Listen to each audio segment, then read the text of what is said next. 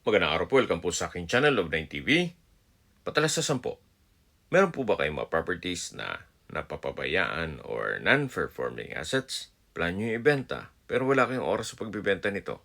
Kung ito'y pagkakatiwala nyo po sa amin, tago lang po kayo sa aking numero, usap po tayo, gawan ko po ng video for free.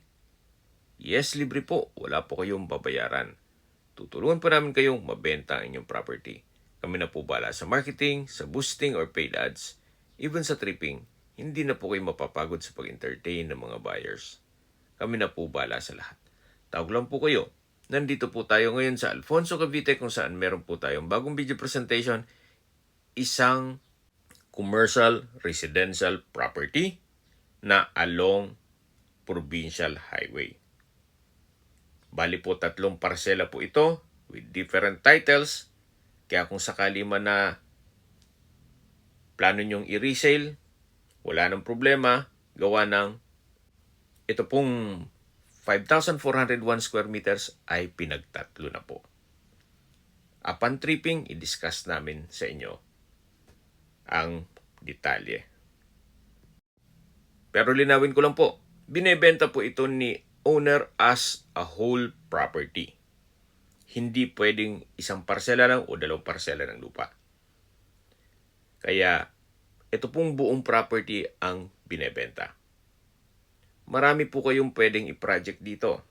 Pwede po itong gawing gasolinahan. Gawa ng dito po sa area ay walang gasolinahan o gas station. At sa resort naman, meron po kayong magiging katabi dito. Resorts and Events Place. Kung sa land banking naman, okay naman po. Habang matagal pa naman yung panahon na pag-retire ninyo at kaya naman ng funds ninyo na ma-acquire ito, well and good. Gawa ng habang hindi pa ganun ka-develop itong area, mas mababa pa ang presyo. Once na po malagyan ng mga business establishments dito sa paligid nito, medyo aangat na naman ang presyo nito.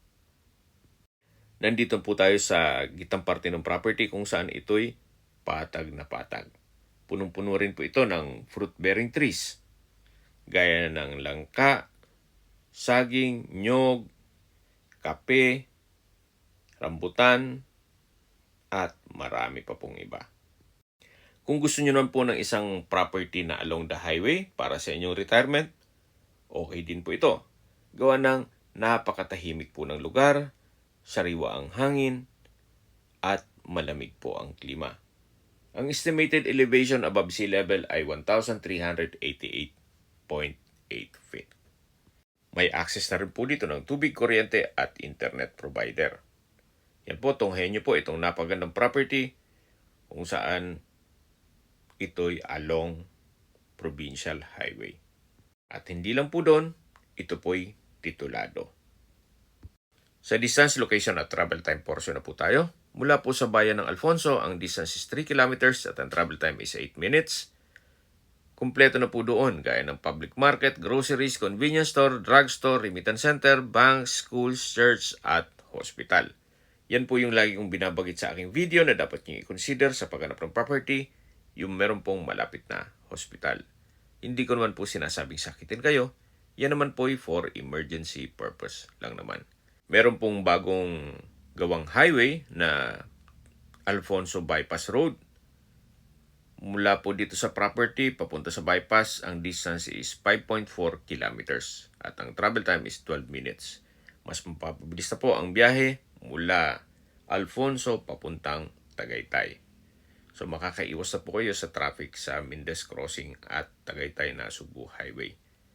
At mula naman po sa Welcome Arc Alfonso, ito po ay along Tagaytay na Cebu Highway, ang distance is 9.8 kilometers at ang travel time is 19 minutes.